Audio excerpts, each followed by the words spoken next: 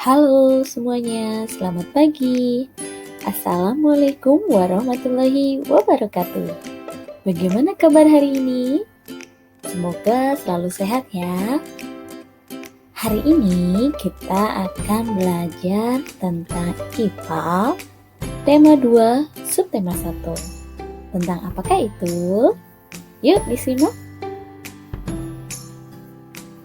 Cara tumbuhan menyesuaikan diri terhadap lingkungan. Adaptasi adalah kemampuan makhluk hidup untuk menyesuaikan diri terhadap lingkungannya.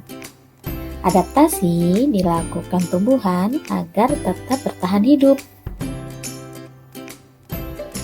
Habitat, lingkungan tempat tumbuhan hidup disebut habitat. Habitat jenis tumbuhan satu dengan yang lain berbeda-beda. Berikut adalah contoh adaptasi tumbuhan terhadap habitatnya. Yang pertama ada adaptasi tumbuhan di lingkungan kering. Tumbuhan yang dapat hidup di lingkungan yang memiliki sedikit air disebut xerofit.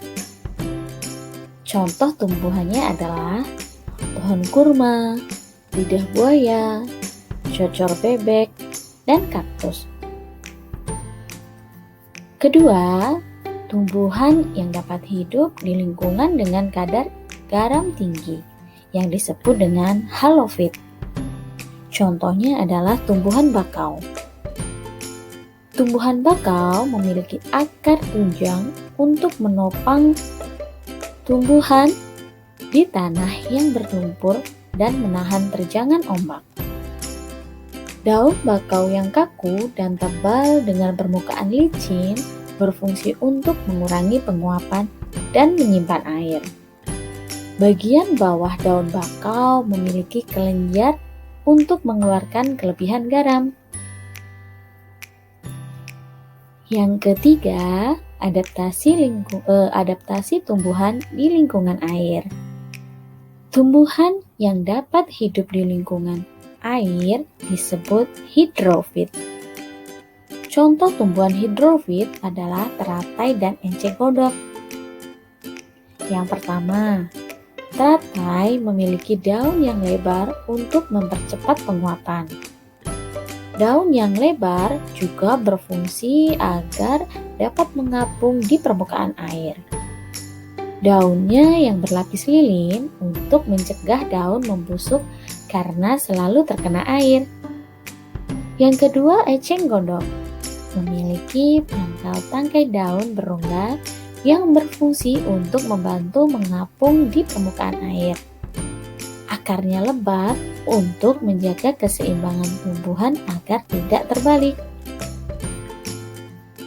Yang keempat, adaptasi tumbuhan di lingkungan lembab. Tumbuhan yang hidup di lingkungan lembab disebut higrofit. Contoh tumbuhan higrofit adalah begonia dan tumbuhan paku. Karena tempat hidup di tempat yang lembab, penguapan terjadi dengan sangat lambat. Air dikeluarkan melalui struktur khusus pada daun yang disebut stomata air atau hidatoda. Selanjutnya yang kelima, adaptasi di lingkungan yang miskin nitrogen atau nitrogennya sangat sedikit.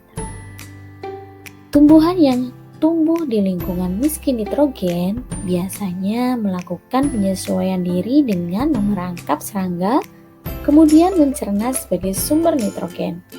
Contohnya adalah kantung semar dan Venus.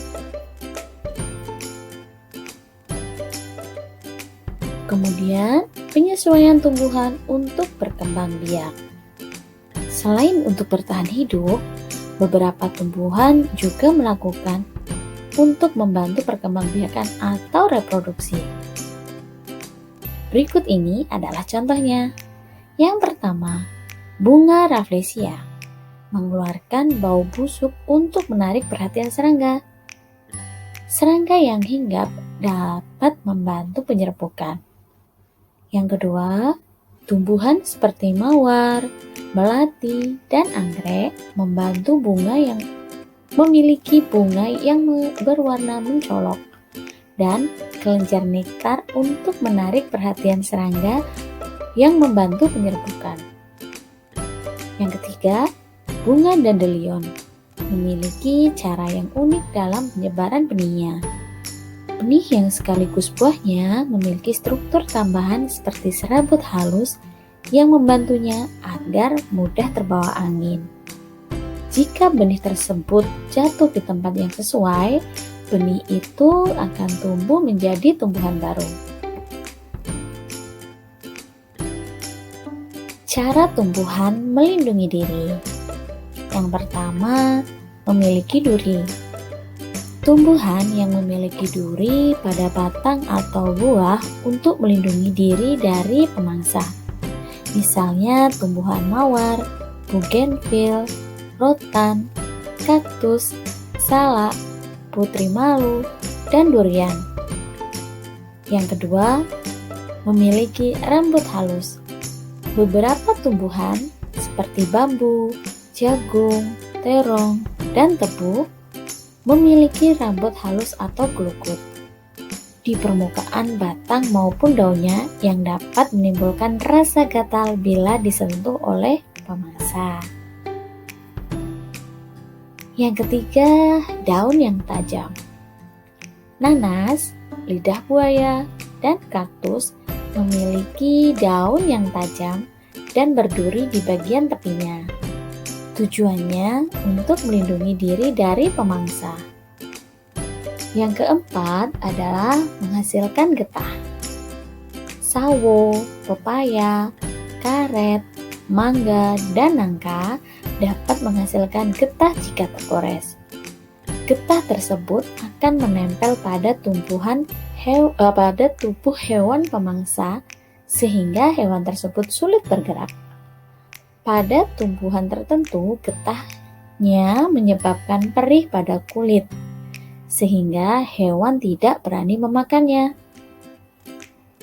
Yang terakhir adalah menghasilkan racun. Contoh tumbuhan yang menghasilkan racun adalah tumbuhan jarak dan kecubung. Nah, anak-anak, demikian penjelasan singkat dari Ibu untuk materi IPA pada pagi hari ini. Semoga bermanfaat ya. Tetap semangat belajar dari rumah. Ibu akhiri, wassalamualaikum warahmatullahi wabarakatuh.